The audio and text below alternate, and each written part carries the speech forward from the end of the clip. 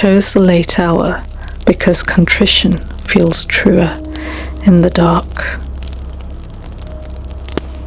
The building didn't look like a place where absolution could live.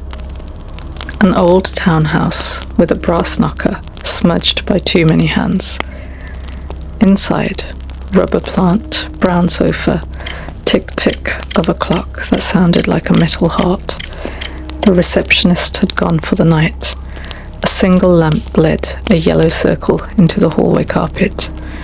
I could smell dust and something sweet, almost like burned sugar.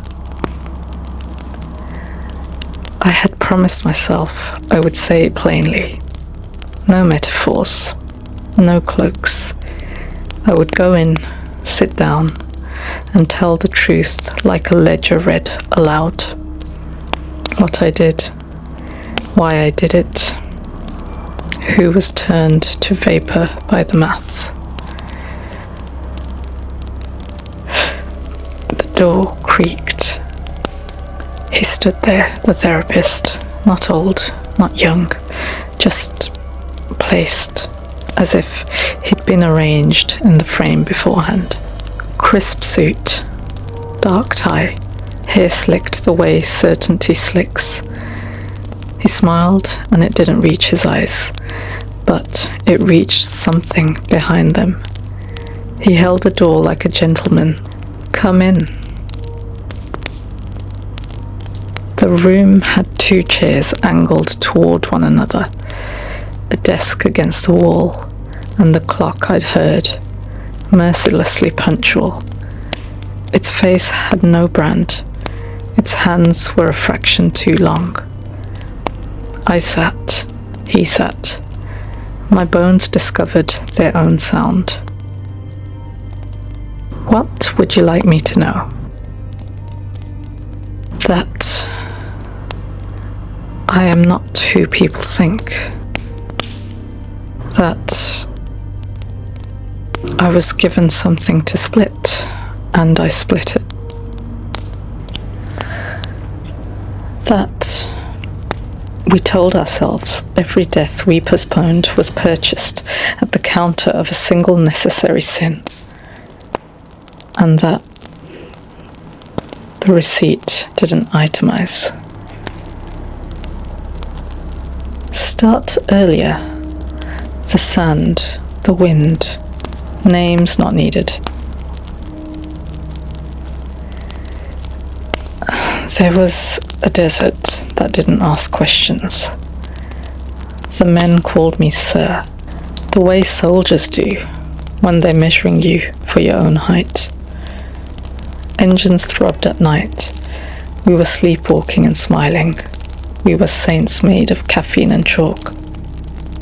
When it happened, when the light wore the sky like a mask, the air tasted of copper. The ground clicked for hours. Someone laughed, someone cried, someone vomited quietly behind a jeep while I tried not to notice that the sun had risen at midnight. I read a line that didn't belong to me. A line about time destroying worlds. And then we built a world that could oblige time's appetite. Do you want to be forgiven? I want relief. I want to know there is a shape to this guilt that is not my silhouette. I want someone to say I was a man of my hour and to mean it. I want to stop hearing it at night, the soft thud of bodies my eyes never saw. How does the soul keep account it didn't witness? Numbers are a comfort for men who fear faces. Yes. You were asked to decide a war by striking a match bigger than history. You did so under the clock, and with every argument men can forge when frightened of dying by inches.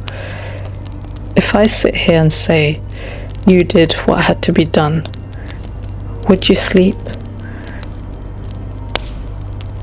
for one night? And the second night, I would dream of the glass the sand became, and I would taste it. It's in my mouth still sometimes. I find it in my gums, like a secret the body wants to spit and cannot. Open your hand for me. I opened it. He didn't touch me. He only looked into my palm, as if they were lines he recognized. The clock paused. I don't mean I imagined it. I mean the second hand stopped and decided to consider the view. Then it began again. But in that quiet slab of time, something had shifted their job assignments. Silence became supervisor. You came for refuge, he said. But men like you bring wind with them. Tell me, when you were crowned by that light, did you feel awe or victory? Both. I hate that I said it. I hate that my bones whispered it first and my mouth only followed. Then let us not pretend modesty. You took the lever of the world and pulled. We believed we were ending a calculus of slaughter. Fire now, so there would be fewer names etched later. We believed anything that kept the ledger from screaming. And now? Do you regret ending it, or regret that you began a different kind of counting? Don't make it clever, please. It isn't clever. They were children whose shadows became murals. If there is a temple somewhere that accepts these offerings, I am its most faithful priest, and I never wanted the cloth. You speak beautifully about ruin. That is rare. Most men who carve catastrophe can only grunt when it turns on them. You manage poetry. Don't what? Don't notice you? You came here to be seen. I did. Then be seen. I wanted to be chosen. That's the goal of it. I wanted to be the mind at the center.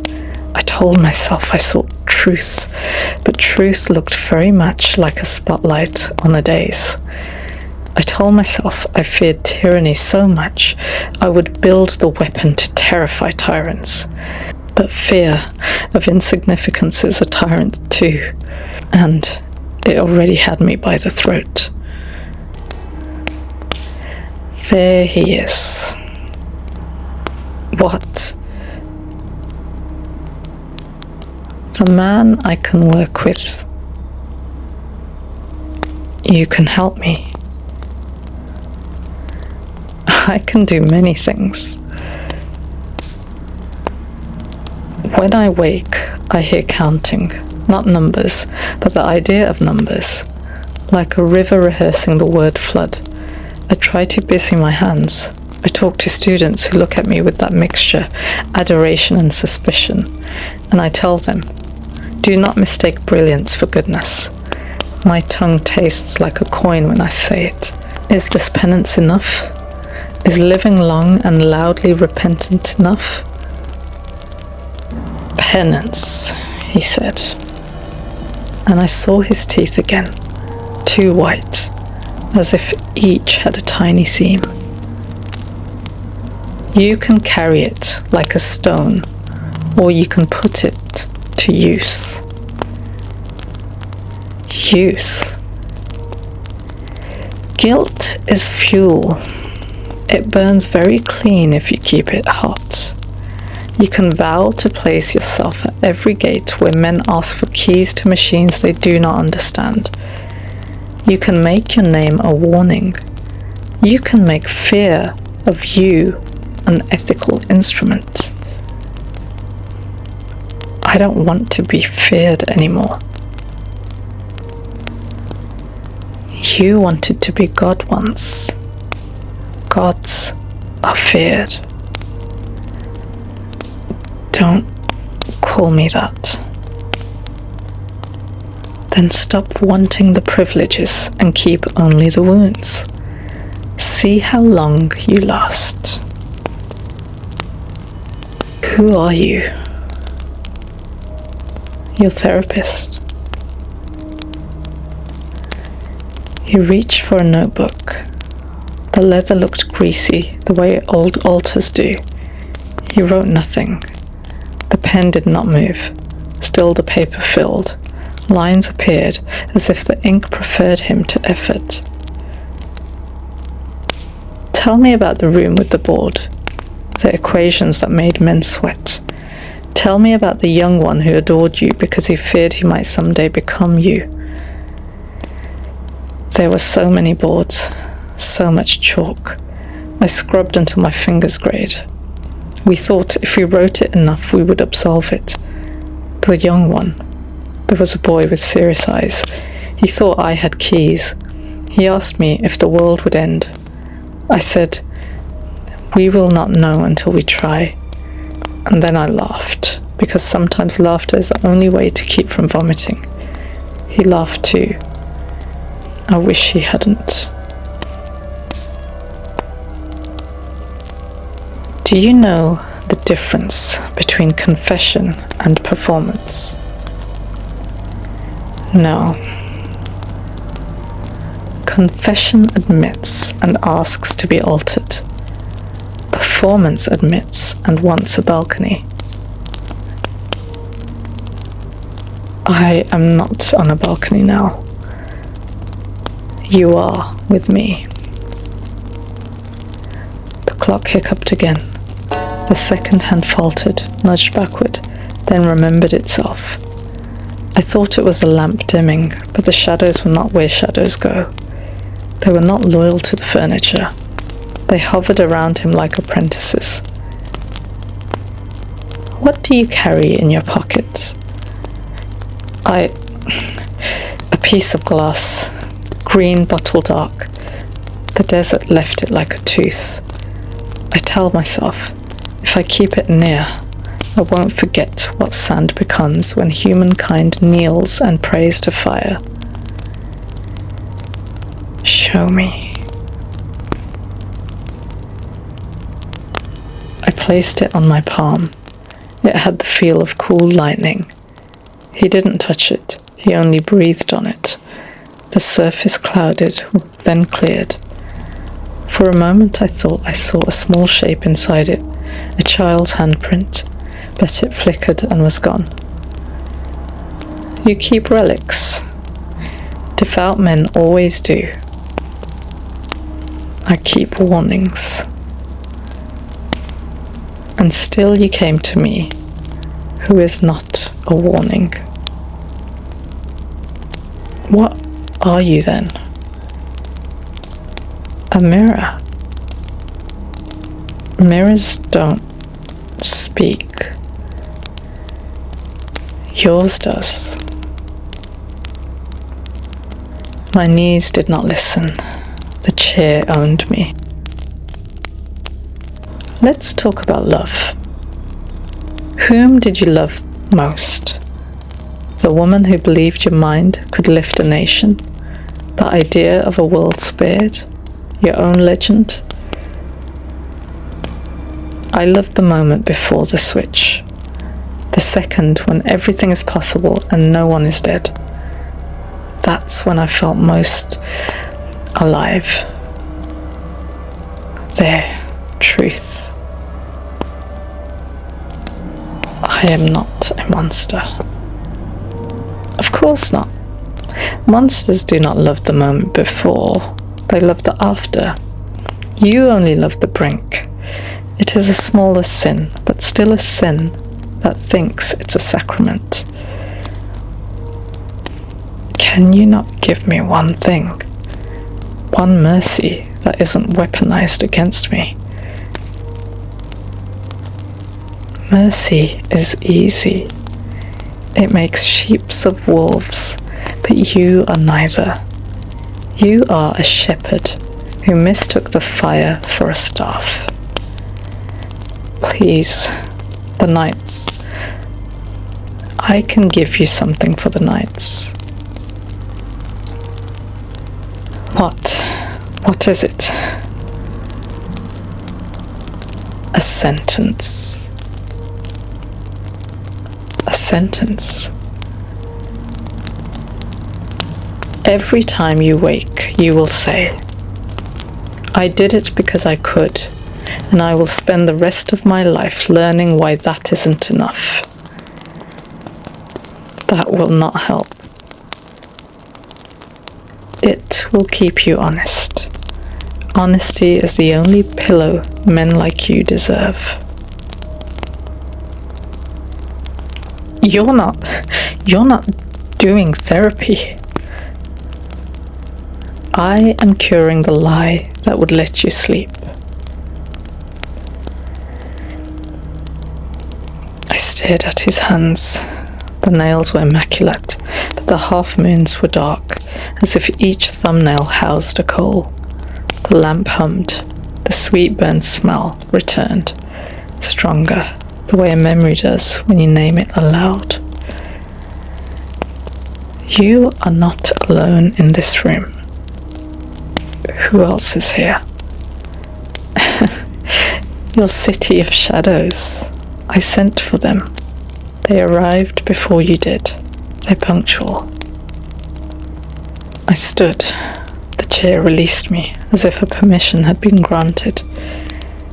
My head swam like I'd turned too fast in a cathedral. The clock's second hand had stopped entirely now, not considering, not hesitant, simply done with its task. Still, I could hear the tick. It came from him. Our time is up. We just ended. All hours end. That is the architecture of days. Will I be better? You will be truer. He handed me a card. No name, just an address printed in letters that looked etched. I took my shard of green glass from the table. It felt warmer. The door opened the way doors open in dreams, where you do not remember grasping the handle. In the hallway, the receptionist's chair sat empty, but it rocked, very slightly, as if someone had just stood. I thought of the boy with serious eyes. I thought of the woman who believed I could lift a nation, and how I had lifted something, but it was the lid of hell's kettle. The night outside had the cheap sheen of wet asphalt. I walked until the building was a shadow of a shadow.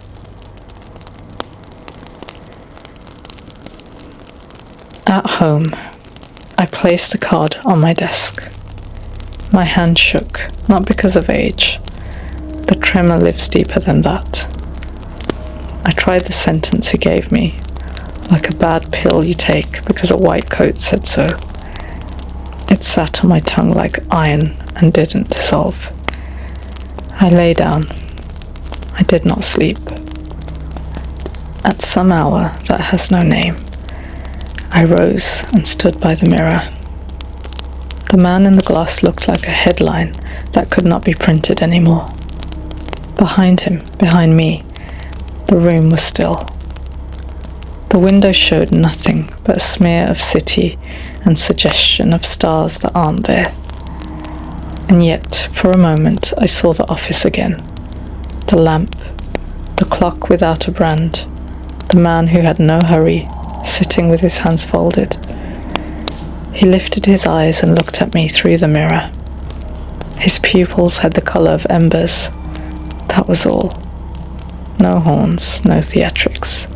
just a red that is older than light.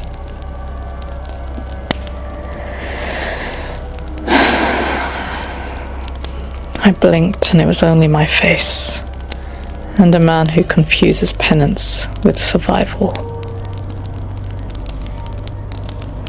Weeks passed. I returned. Of course I did. I told myself I was auditing my own judgment. It is healthy to be challenged. He asked me the kinds of questions that stripped skin. What are you without the project? What are you without the applause? What are you if forgiveness never comes? I answered badly, then too well. He smiled at both. Let me help you place the weight where it belongs, he said once, and moved his hand as if adjusting a mantle on my shoulders. The room chilled, then warmed, then remembered we were animals and let us shiver.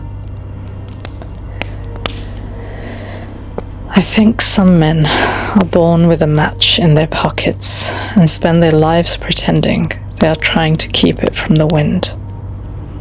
I think I was one of them. I think he knew.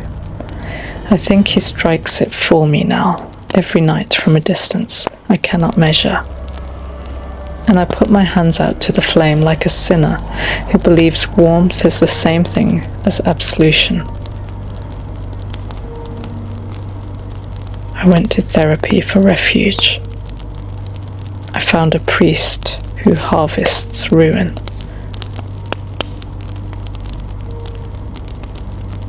If there is a mercy for a man like me, it is small. I know the devil when he smiles now. He wears good suits. He keeps perfect time. And he never, ever lies. He simply refuses to heal.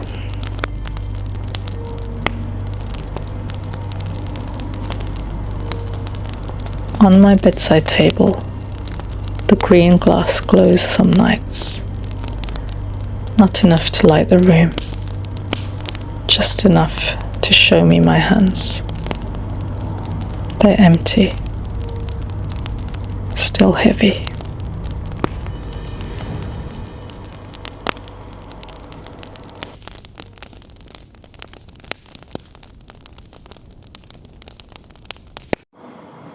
He came searching for sanctuary, but devils do not heal, they harvest.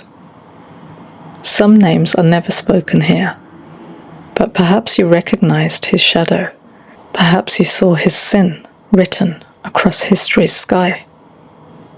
And you, listening now, remember, not every therapist is a healer. Not every confession finds mercy. Thank you, wanderers old and new, for keeping this circle alive. If you've joined us tonight for the first time, welcome. The dark has been waiting for you. And as always, not every story wants to scare you. Some just want to be believed.